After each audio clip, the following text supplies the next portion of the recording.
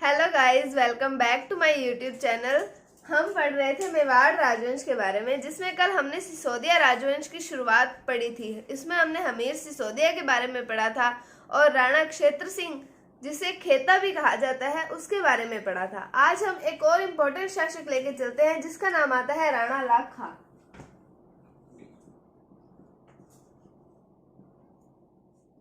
इसे राणा लक्ष्य सिंह भी कहते हैं।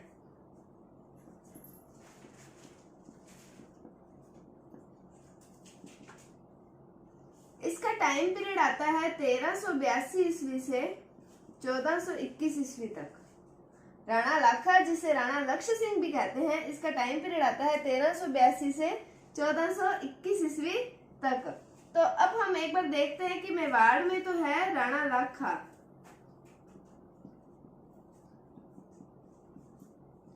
और मारवाड़ में है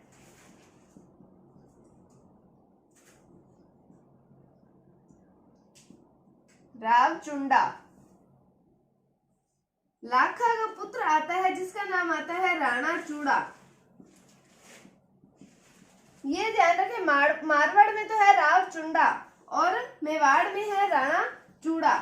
तो रावचुंडा के दो पुत्र आते हैं, एक का नाम है रणमल, एक का नाम है कान्हा। और रावचुंडा की एक पत्नी का नाम आता है किशोर कंवरी।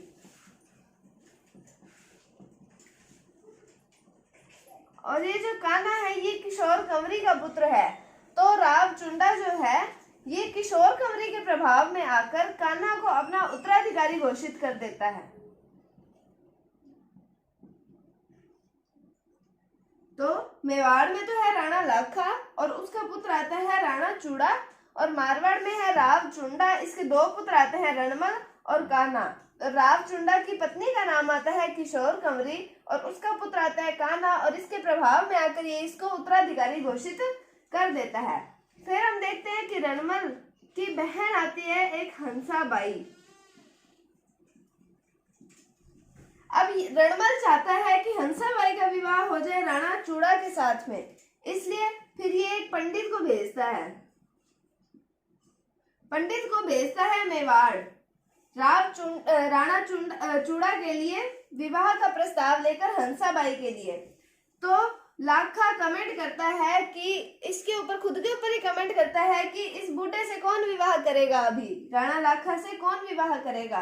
तो विवाह करने का प्रस्ताव तो आता है राणा चूड़ा के पास में, पर विवाह का प्रस्ताव स्वीकार होता है राणा लाखा की तरफ से। मतलब राणा लाखा और हंसाबाई का विवाह होता है और ये विवाह सशर्त होता है। और इस विवाह में ये शर्त रखी गई थी कि राणा लाखा और हंसाबाई का जो पुत्र होगा वो मेवाड़ का शासक बनेगा। तो राणा लाखा और हंसाबाई का जो पुत्र था उसका नाम हुआ मोक्कल,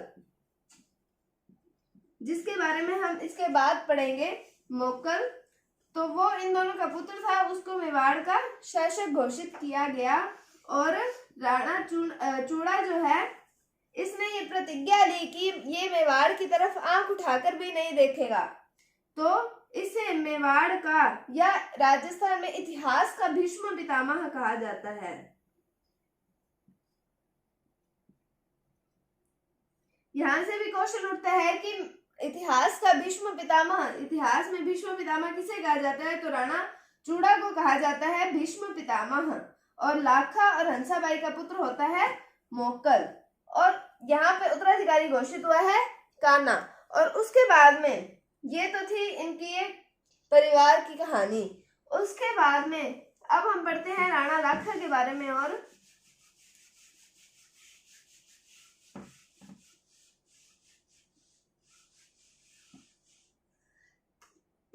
तो राणा लाखा के टाइम पे एक बंजारा आया था जिसका नाम आता है छितर, या जिसे पिच्छू भी कहा जाता है। ये बंजारा आया था और इसने निर्माण करवाया था पिछोला झील का।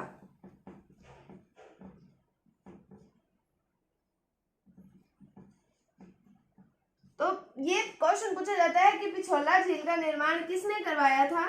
तो वो छितर या पिच्छू नामक बंजारे ने इसका निर्माण करवाया था। और ये जो पिछोला झील है, यहाँ पर जग मंदिर महल है, इसके किनारे जग मंदिर महलों का निर्माण करवाया गया है। किसके द्वारा करवाया गया? जगत सिंह फर्स्ट के द्वारा। अब जगत सिंह फर्स्ट ने यहाँ जग मंदिर महलों का निर्माण करवाया, तो जगत सिंह सेकंड कहता है कि मैं भी यहाँ पे कुछ निर्माण करवाऊंगा, तो वो जग निवास महलों का निर्माण करवाता है।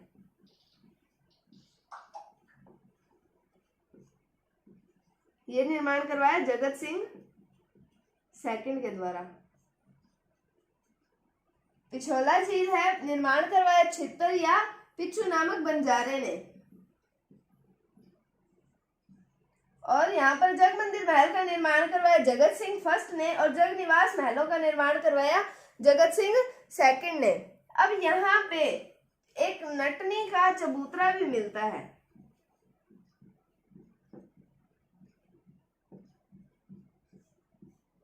तो अभी हम ये नटनी की थोड़ी सी कहानी देख लेते हैं, क्या है।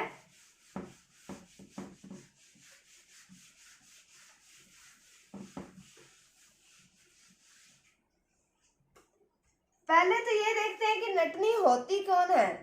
तो जैसे यहाँ लकड़ी है और यहाँ लकड़ी है और यहाँ रस्सी बांधी होती है, और इसके ऊपर एक लड़की हाथ में कोई छड़ी लेकर या लकड़ी लेकर रस्सी को पार करती है चल के, उसे कहा जाता है नटनी। और इस नटनी का जिसका चबूतरा बना हुआ था उसका नाम आता है गलकी। जब यहाँ के राजा लाखा को पता चला कि यहाँ पे एक गलकी नामक नटनी है, तो वो उसका देखना चाहता था, उसका शो देखना चाहता था कि वो क्या करती है, कैसे करती है। तो उसने इसके सामने एक प्रस्ताव रखा कि जो पिछोला झील है तो उसको पार करके दिखा, तो मैं तेरे को आधा साम्राज्य दे दूंगा। तो ये मान जाती है और पिछोला झील को ये पार करने लगती है और लगभग आधी पार कर लेती है। उसके बाद में जो उसके मंत्री थे, लाखा के मंत्री थे, वो ये सोचते हैं कि ये तो पूरी पार कर लेगी और आधा साम्राज्य इसको मिल जाएगा, तो वो रस्सी को काट देते हैं और ये नटनी जो होती है ये पिछोला झील में गिर जाती है।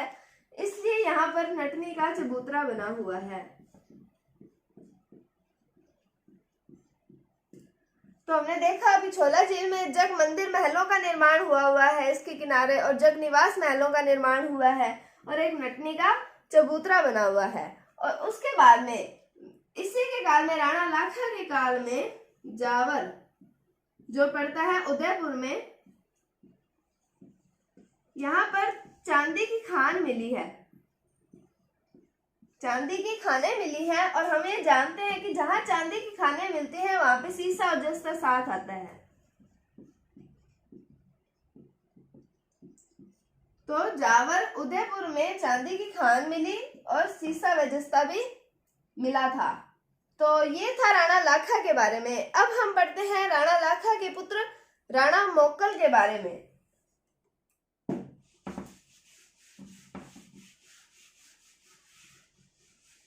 अब हम देखते हैं राणा लाखा के पुत्र महाराणा मोक्कल के बारे में।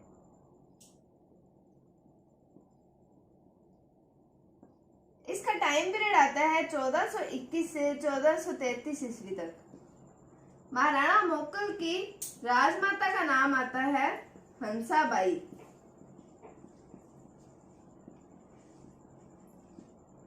और इनके संरक्षक का नाम आता है चूड़ा, जो अभी हमने मेवाड़ में पढ़ा था कि इनके पुत्र था राणा लाखा का चूड़ा। तो हंसाबाई को इस पे शक होता है कि कहीं ये मोक्कल से मेवाड़ का साम्राज्य वापस ना छीन ले, इसलिए ये चूड़ा मेवाड़ को छोड़ के चला जाता है मांडू। ये चला जाता है मांडू। अब महाराणा मोक्कल जो है ये परमार राजाओं द्वारा निर्मित समिधेश्वर मंदिर, इसका पुनर्निर्माण या जीर्णोद्धार करवाता है। ये समिधेश्वर मंदिर को कहा जाता है मोक्कल का मंदिर या त्रिभुवन नारायण का मंदिर।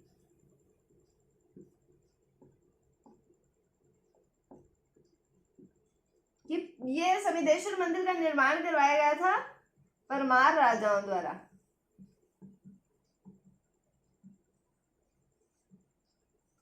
और ये जो मोक्कल है ये चित्तौड़ में द्वारकानाथ मंदिर का निर्माण करवाता है। क्या करता है ये? समिधेश्वर मंदिर का तो जीर्णोद्धार करवाता है और चित्तौड़ में द्वारकानाथ मंदिर का निर्माण करवाता है।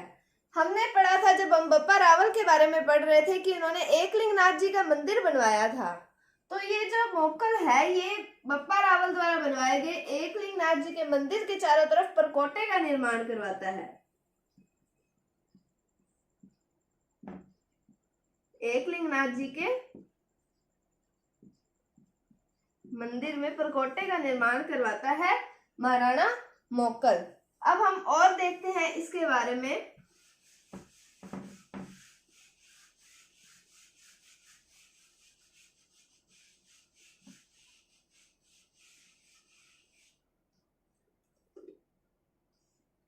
चौदह 1333 में महाराणा मोक्कल का युद्ध होता है गुजरात के शासक अहमद शाह के साथ।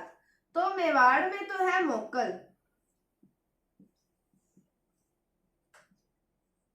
और गुजरात का है अहमद शाह।